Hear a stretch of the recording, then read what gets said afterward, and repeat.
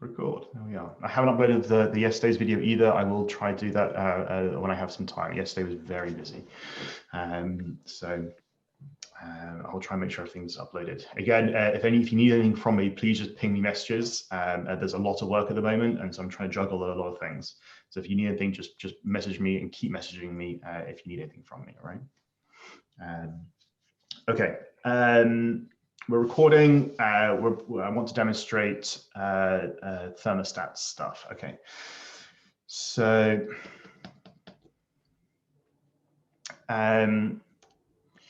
let's start here at the moment and give a very quick description of what I've done with this. Actually, let's. Where's a good place to start? Let's start here. I was going to try and zoom out and maybe start on the mirror board, but I'll come back to that in a second. So we have some requirements to think about: increasing the temperature, decreasing the temperature, and then a few conditions about power saving mode. I didn't spend too long thinking about it. I just wanted to model it simply, put everything in one class, and have a few functions. And noticeably, I have an up function, down, something to indicate whether we're on power saving mode, a reset temperature, and wanted some kind of string based on the value of the temperature. I've got a bunch of properties up here. At the moment, the way that I've modeled it, it's unavoidable. I don't like having so much state in a class, but I wanted to keep it simple and using it in one class rather than trying to extract anything out at this point in time, which is absolutely fine in this example.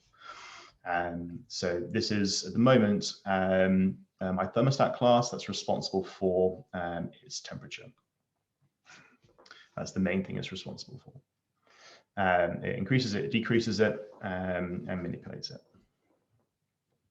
On the right-hand side, you see the spec, where I am testing the up method when the power saving mode is on and when it's off.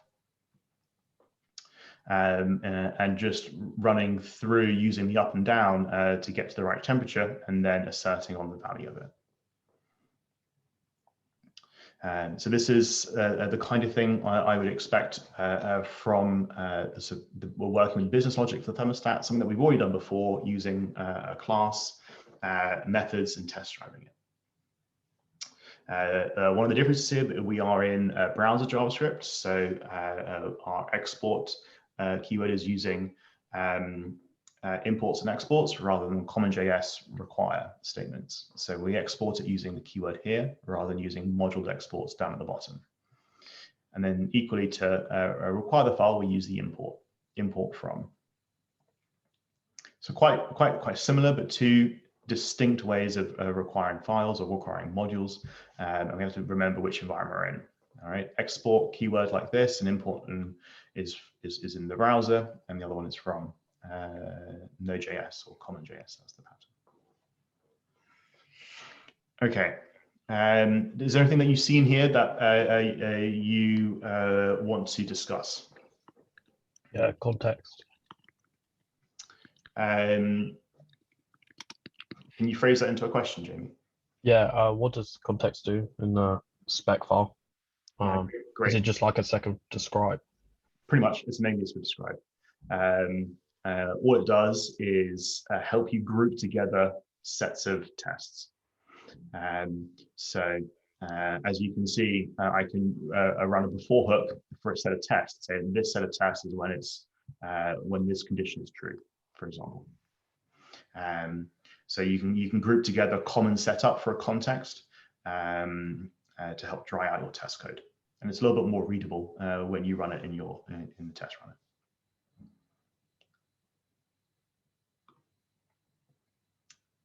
Good question. Any other questions?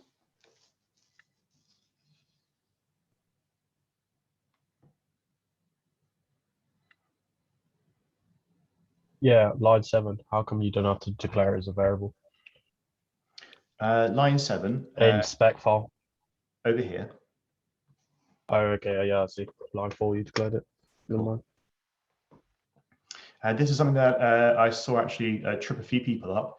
in either the process observations, well, I think it was mostly process observations, is remember to declare the scope outside of the before each function, and then you essentially reassign the value to this variable every time, before each of these tests. So the only way this works is if you declare the scope outside of it, and then you can reassign it. Some people try to do it like this, and then were confused why we didn't have access to Thermostat. All right.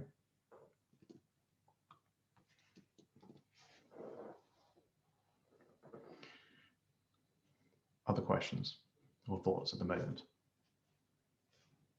Yeah, also line 23 in the spec file, I thought that was bad practice to like reach in and like make edits to the overall variables. Yeah, it's a really good question. It happens a few times where I do it here as well, where I just set properties. The idea behind this was just to keep it super simple. I didn't want to have to create a lot more functions. There's always a trade-off with this approach where you just like access properties. I'm not too worried about trying to encapsulate this at the moment. So I've got some main functions that I took from the specification. Up, down is power, saving, reset, and color. This one's maybe slightly extra. It didn't really say that. The other ones definitely came from the specification.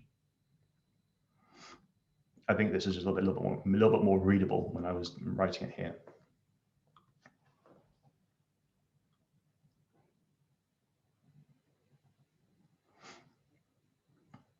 Other thoughts and questions? We try and make ours in like block. Say that again, Lewis. Should we try and make ours done using lots of classes and like well encapsulated? If you want to get down that approach, absolutely, that's fine. All I wanted at minimum was one class that modeled the thermostat. I'd probably prefer you to keep it simpler rather than too complex at the moment, because I want you to get on from this and then start adding behavior to your web page using JavaScript. So keep a simple model, either have one or two classes, that's fine, and then we can start interacting with the web page, right?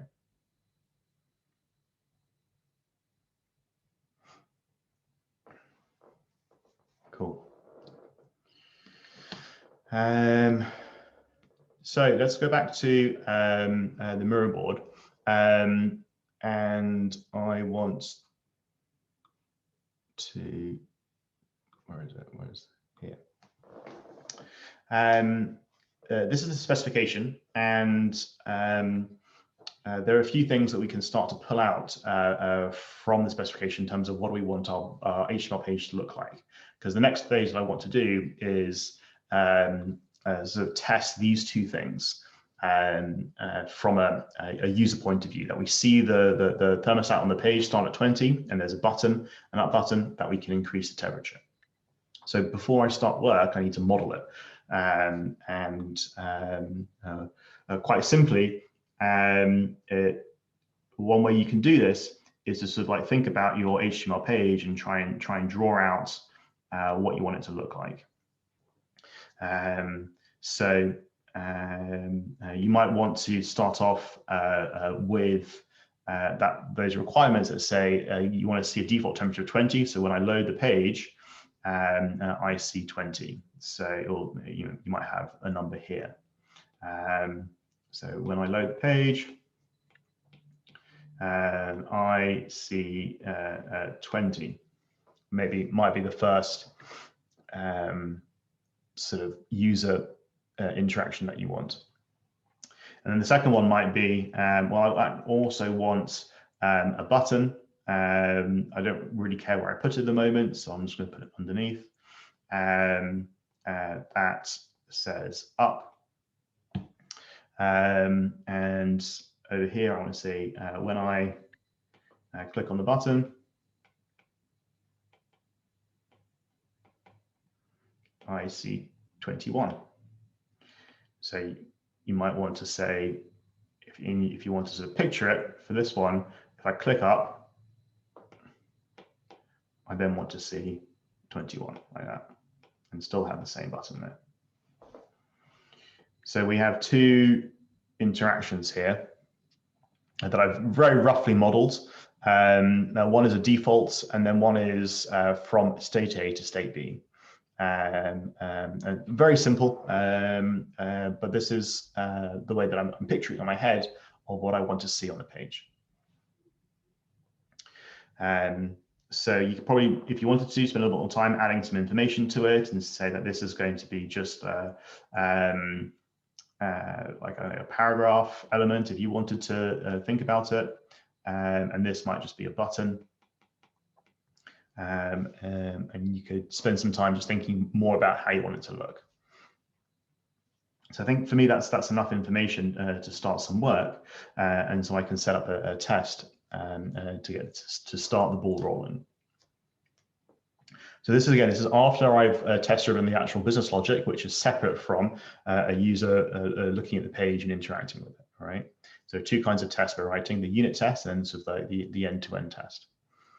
Now Cypress asks us to put it in the integrations folder, and it runs everything from there. Okay, so let's have a look at how we do this. Everyone so far so good in just the simple domain model? Give me a quick thumbs up if it kind of makes sense. Cool. Just shout out, and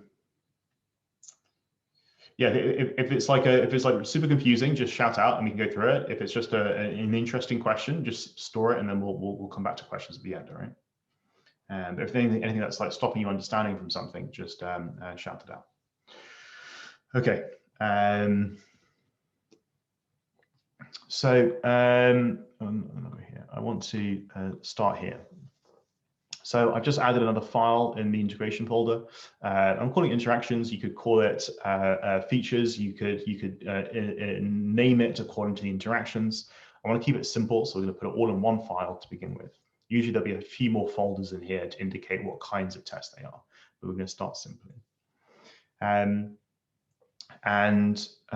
For this, I want to, I guess, use a describe block, and I want to, let's just say thermostat interactions.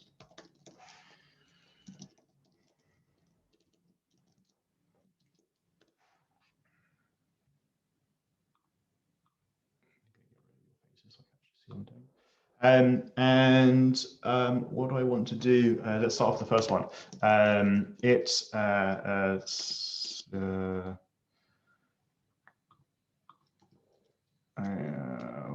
I use, hold on, let me double check the syntax, because I think there's a convention here. I really don't like how this is always in the way. Let's go over there. I guess they still use it. I thought maybe I'd use something else. It finds the content type. All right, fine. It shows 20 on the page as default temperature.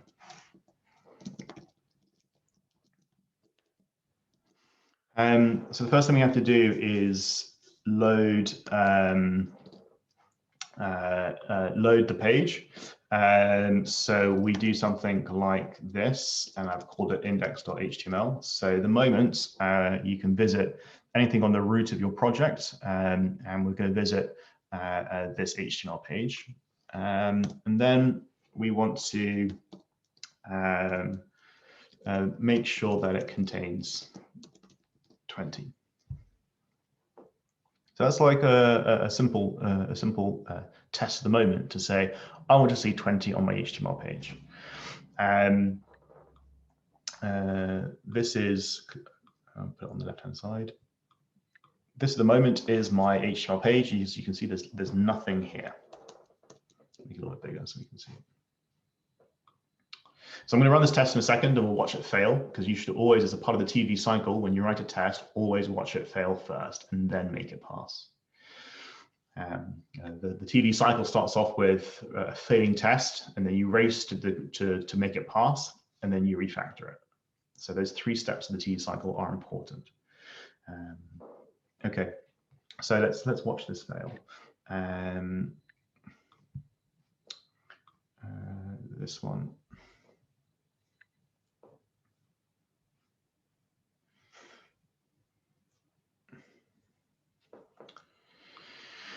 Cool. Okay. So as you can see, I have a failing test that tried to visit my index.html, timed out, close to find 20, but never did, as you might expect. Now, I could probably try and just like hard code this to make it pass and just put on 20 on the page. I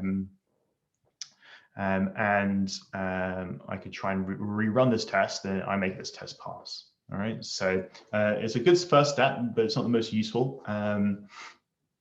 To see it hard-coded 20 like that. So maybe I want to move on to my next test just to increase it and be able to sort of force myself to do the next step. So let's write another test. It shows 21 when I click the up button.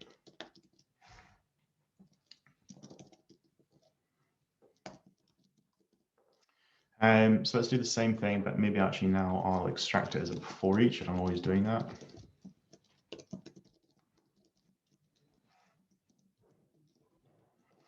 And here I want to, after I visit it, I want to, so this is when I need to imagine again, let's go back to my domain model. I want to get this button and then click it.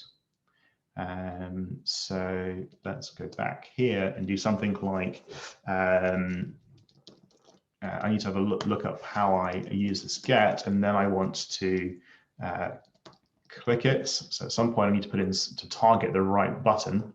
I need to find a way to do that. I want to click it, and then I want to say that it contains 21.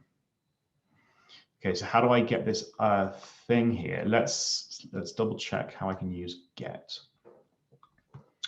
Get.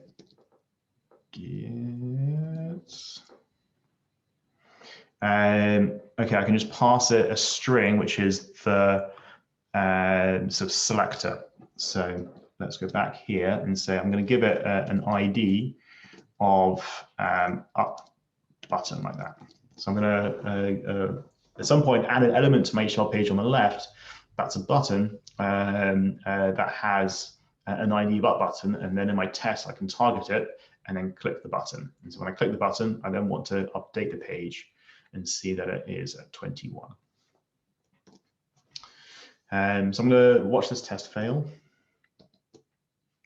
So you can see over here in my test suite, expected to find element up button, but never found it.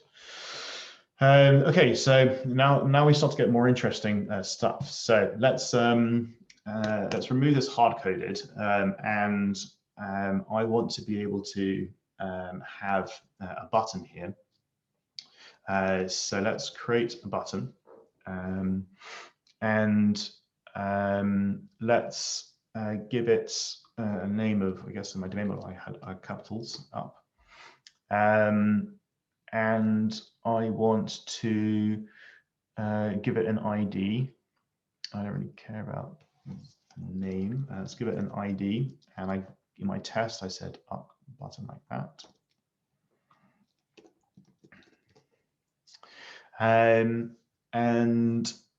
I should be able to at least find this now, but I'm probably now failing this test. So let's go back and have a look. I'm going to rerun my tests. So it's probably going to fail because I didn't see 20. And I can see below here, but it managed to find the button, but 21 it didn't find. So I can see the error message has changed. It's got past this, it's been able to click it because buttons are clickable, but then it fails on this line. Okay. So I have a button that I can click, but I no longer have the ability to see any text on the page. So what I want to do is have my thermostat and be responsible for that. So I want to be able to have a paragraph element that has an ID of let's just say temperature, like that, temp, fine. And it's this sort of temperature paragraph that I want to update with my thermostat temperature. So how am I going to do that? So my tests are now fine. That's all I need for my test on the right-hand side for my interactions. The rest of it is I need to think about how I add the behavior to my page. At the moment, there's no JavaScript on my HTML page, so I have to add some JavaScript to update it, both to begin with the initial temperature, the default temperature, and also when I click that button to change it. So what I want to do is add a file that imports all my JavaScript. So I'm going to add here a script, and I want to give it a location. Let's say something like app.js. And this file is really responsible for requiring all the business logic that I need. All right, so this is essentially like my app runner. It's going to require in my JavaScript. And because I'm using modules, I have to give it a type module. So what is in my app.js? Let's create it.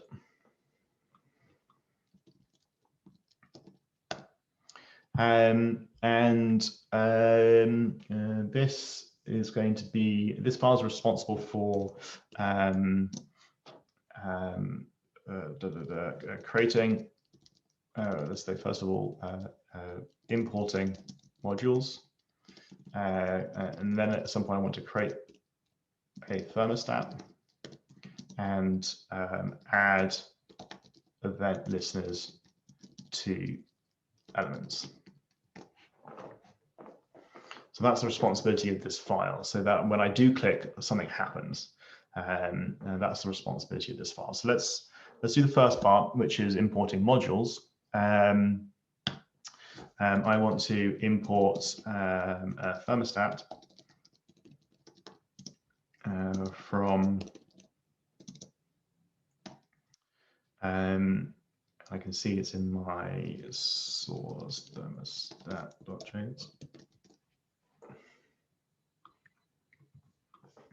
And then I want to be able to create a thermostat. So I want to create a thermostat. And then I need to add event listeners to elements. So what I want to do is grab the elements from the page and update them. Okay, so let's grab them from the page first. Let's say that's temperature element is. I'm going to use just straightforward JavaScript for this. You might want to use jQuery to make it easier to read. Get element by ID. And then I think I called this, what did I call it? Temp. And I also have another one for the up button. And this one here. And it's this button that I want to attach that a click event like we did yesterday morning. So here I want to do something like up button. I guess I'll put it over here because that's where the comment says. Up button dot add event listen onto the click event, and then I want to execute some code. Here, I just want to be able to do something like up, and that's how I'm going to use my thermostat. But I want to update this paragraph element with it. So I do something like in HTML. So this is the thermostat up. This is, if we have a look back here, this just returns the new temperature after I've increased it, if it needs to be increased. So I can just use that return value, say this is the new temperature, and then update the page with that. and I get temperature element from looking at my page by the ID of temp, and I've set temp as the ID of this empty element at the moment. And there's nothing in here until this happens, where I import my thermostat, I instantiate it, I grab the elements from the page, I add the event listeners so I can listen to an event, and then when I click up, when I click that button, it runs the up function on my thermostat and then updates temp element. I guess I probably also want the default to appear straight away, so I could probably do something like thermostat temperature. So it sees, so it runs straight away. Then when it'll start off at 20, and then this will be 21, 22, 23 whenever I click it. It starts off at temperature, this time temperature 2020. Okay.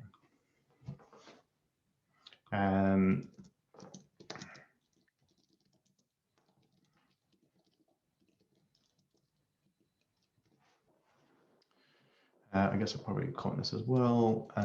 This is grabbing elements.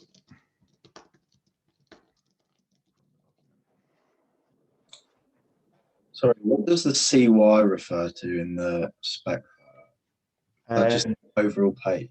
Yeah, exactly. So it's essentially Cypress asking it to visit different pages, execute requests, or look at the page. So saying if there's a 20 anywhere on the page. Exactly, for the moment. Now, clearly, I can put it anywhere on the page and it'll pass that test. So maybe at some point, I want to do something like get a certain element and make sure it contains 20. And so you can start to scope your assertions to make sure they're in the right element. But for the moment, I don't want to worry about it, because I want to keep it simple. Does that make sense? I can't see anyone's faces. Let me grab everyone. Okay, cool. Yeah, okay. One thumbs up. So far, so good. But there's a few new things on the left here to think about. All right. This is connecting together the two different parts of our application, the HTML page and our JavaScript. We have to import any modules that we need. Then we instantiate it, then we can grab elements from the page, add any event listeners that we need, and then do things. All right. Now, at the moment, if we think into the future, this is a not very scalable way of doing this, and we'll at some point look at different ways to organize our code. But for the moment, this is what I want you to do. All right. Just get used to how the two things connect together. That's the most important part about this. How can we test drive it? How can we get JavaScript working on our page? I'm only using vanilla JS at the moment. You'd be able to use a jQuery to replace the get element by ID and the add event listener, and also the inner HTML here. jQuery has its own sort of wrapper methods for that. Okay, I don't think we're done just yet, but let's have a look at our tests.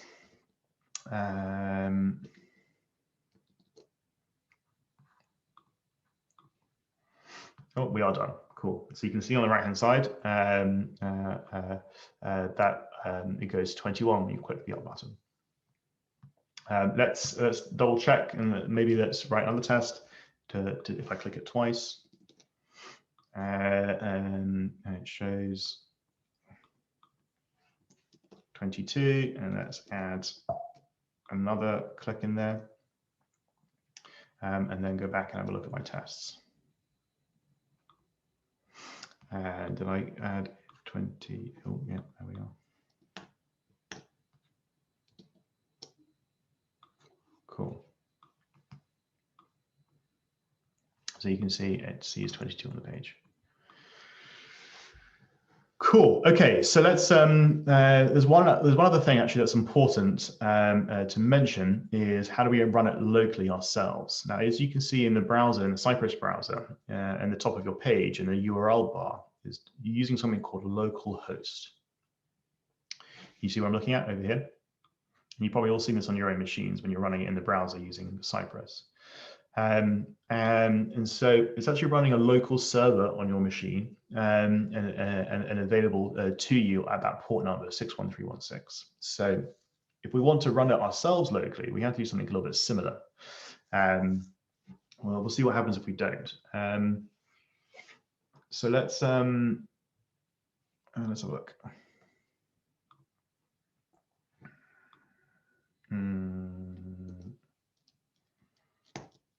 So if I try and open this in my browser, I have an up button, but I've got nothing else. When I open up my my console, there's some errors in here. And this is something that will probably be quite common throughout this course, is the cross-origin resource sharing policy and the errors that happen as a result. I'm not going to explain it or go into it now until we get much further into the course. But the way around this is to not run it in your browser like this, where I'm using it directly from the file system. Instead, I want to, as my Cypress test was doing, run it on a local server. And so very simply, without you needing to worry too much about it, all we need to do to solve this is add a package to our project. Let's use a server like this, HTTP server. And then run it using our local command, HTTP server like this. So then, rather than using the file system to serve the HTML page and any corresponding assets like our JavaScript, it uses a local host server like this. So in order to go visit it, all I need to do is go look at localhost port 8081. That's what it gave me. So let's have a look.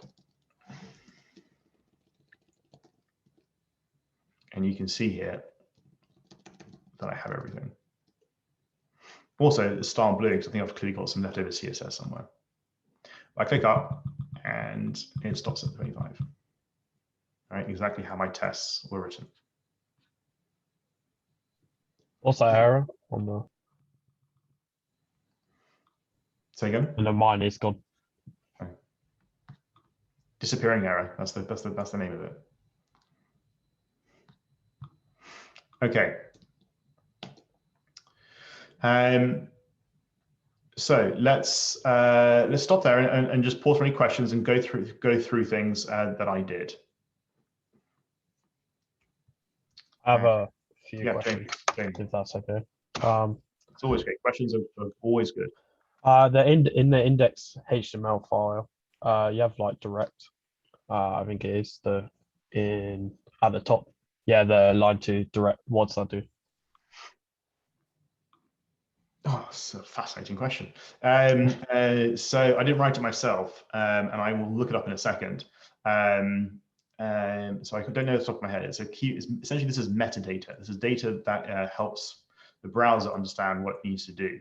Now, the way I did it was just by using autocomplete for my elements. I can type in the element name, press tab, and it autocompletes for you. Is that because you've written it as a snippet? No, it just came with the browser. It came with the editor. Oh, okay. So most of your editors, as long as you've saved the file as the extension, will have some kind of autocomplete. It just makes life a little easier sometimes. Cool. My next question is, do you still? I haven't answered the question.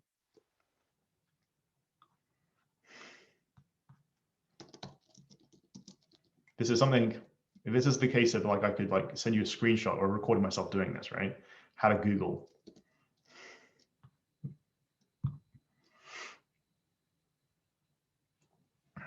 Okay, so it's a global attribute, and attributes are the left-hand side, the values on the right. Key values, property values, attribute values. In HTML, you call them attributes. This is an attribute. This is an element name. This is an opening tag. This is a closing tag. The whole thing is an element. All right, you have nested elements, but the head element is all of this. The HTML element is all of that. In the opening tag of an element, you have attribute value pairs. You never have attribute value pairs in a closing tag. Not all elements have a closing tag, like the link. All right, that's your 5-second introduction to HTML. Is there a convention to store HTML files in a certain folder, like there is for JS files? Yes. Let's park that question, because when we move on to using Node.js on the server and also on the client, the HTML page is interpolated with your JavaScript, and so we actually call it somewhere else and we put it in a views folder. So commonly you'll have it in a views folder for server-side rendering. Server-side rendering means when you do all of your formulation of what the page is going to look like on the server. At the moment, we're not. We're doing it entirely on the client side. So client-side presentation, there's a few different approaches to this. At the moment, all of the things that you see are in, not here, sorry, not really there either. Probably all in the HTML here. These are the things that you see. Now, another approach is to try and compartmentalize this, and so you actually put some of the view stuff in what we call components, and you mix logic and view together into components. This is how React does it. This is how Vue does it, and a few other frameworks. They mix logic and presentation in components, small components. We'll get there, but what we need to focus on first is just thinking about how these things interact. So I guess it's a long-winded to say that there are two main ways of going about this. One is HTML files belong in a views folder when you render them on the server side, but when you render on the client side, which is what we're doing, they're usually in what we call components, where you don't really have an HTML file, you have a JavaScript file that returns HTML and does things with it. If we were doing other tests, I know we're not, but if we were doing like a plugin test, do we still stick in the integration folder, or do we stick in the plugin folder, or do they do something else in Cypress? I'm going to park that question for now, right? Does it matter where you put the script as well in the HTML folder? Yes. The moment I put it at the bottom, default always putting it at the bottom. HTML reads line by line. So if you have a really chunky JavaScript file at the top, sometimes your page will take a while to load. Secondly, if you put it at the bottom, you have access to everything that is already loaded beforehand. So if I put this at the top, it's unlikely to always guarantee that I have access to these elements because they haven't rendered on the page yet. Because in my app.js, I am targeting the document. So I need to make sure my document is loaded before I start interacting with it. Does that make sense? Yeah. Now, there is a way we can wrap this and do something like window on load. I think I'm going to flip this up in a second. And put everything inside of here. So essentially you say it doesn't really now matter the order in which this file is required. It just says wait for it to load before executing all of this stuff. All right. This is usually a better convention, by the way, but I didn't want to confuse everyone. But the rule of thumb here is to have load your JavaScript at the bottom of your HTML page if you ever need to. Outside the body or inside the body, sorry. It doesn't matter. Okay. Yeah. I was reading that you can use text content or inner text to change the value of the p tag. Yeah, that's fine. Does it matter which one They're we use? different. It depends on what you want to do. One involves in the HTML, and one involves just the text.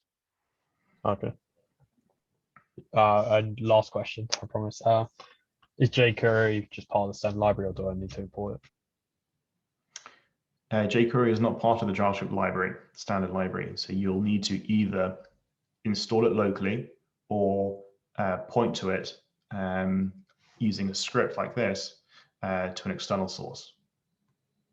So you can find sort of online hosted jQuery. Let's have a look.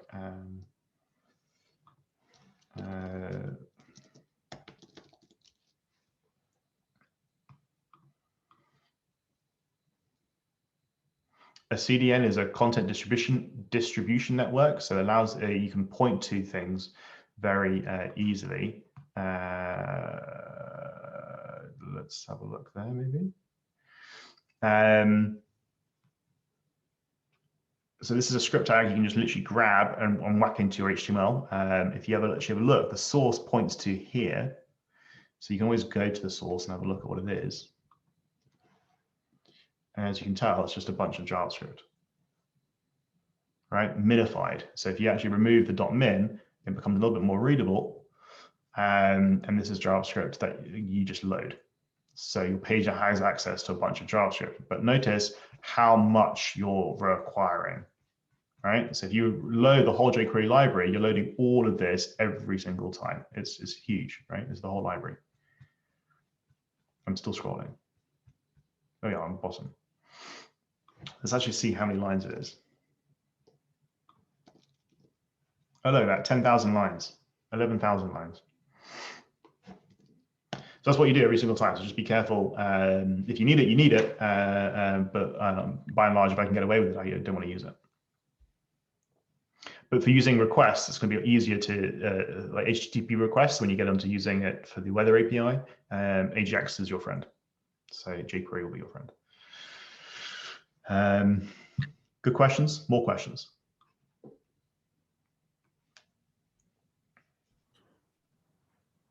Yes, they said there were two browsers to use for this. Was it Google Chrome and what was the other one? Chrome or Firefox? Firefox, okay. They're the most dev-friendly browsers.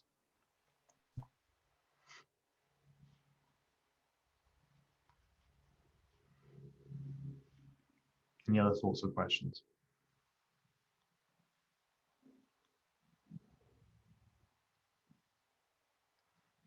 Cool. Give me a quick thumbs up if this has been useful. Cool. Is there anything else that I can demonstrate now about how to write these tests using Cypress for Thermostat? They'll be useful for the work that you do this morning or this afternoon.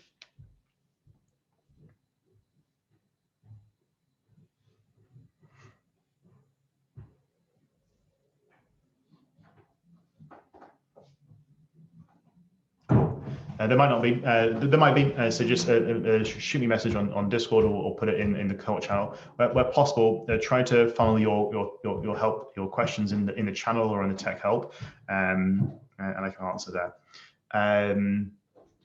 Cool. I'm going to upload this video and push this project that I have to GitHub, so you can have a look at it if you want. But try and go through the test-driven process yourself in your pairs this afternoon or by yourself. The point we're trying to do here is not just complete the work, but test drive it and thinking about how we test drive, and how we go from the domain model, the requirements with domain model to our useful tests, and then writing code to make it pass. So always think about the way that you're programming. Cool. I will wrap there unless anyone has any last minute questions. Yeah, I do. Well, is there anything in particular we're going to work on in solo work? Because obviously we're doing this in pairs. Yeah, so it's a great question. I'm going to make sure everyone has objectives for this week, and otherwise it's your own time to explore things from the work that you want to. So anything that you've uncovered, go explore things like asynchronous programming, functions, events, things like that. Go have a play, go explore. Different kinds of Cypress tests. Just try and throw yourself into the domain of what we're doing, and extend it as much as you want. Maybe create another version of this and have a go yourself. And then otherwise, making sure that you have completed your challenges from last module, right?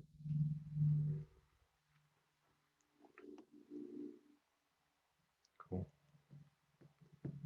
Any other questions? Ed, can I Yeah. just clarify? So the interaction spec file is our feature Yeah. spec, and then the thermostat is like our unit test? Correct. Nice. That's exactly right. Thanks. So think of it, this is like how you play with it on the page. This would be like, I want to go visit my web page. I want to see it has 20. I want to click the button and it's C21. I want to click it twice and C22. Those are the features that a user would expect to see on the page. All right.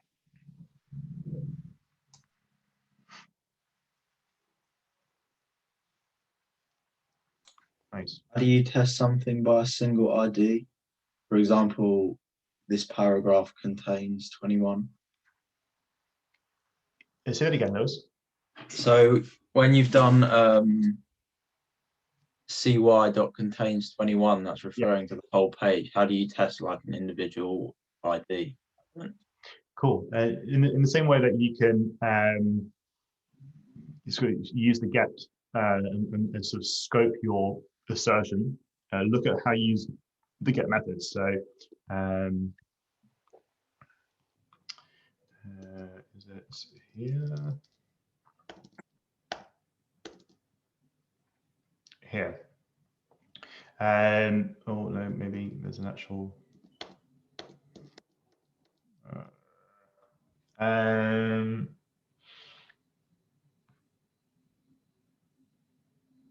I just want to get the actual get method. Hold on. Maybe just go to the API and have a look. Cool.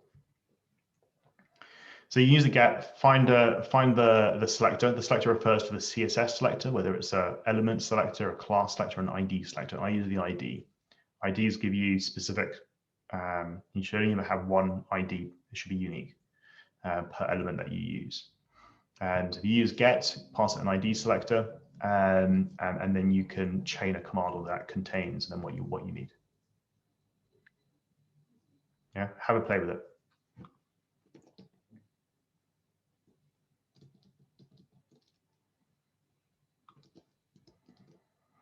Yeah. Cool.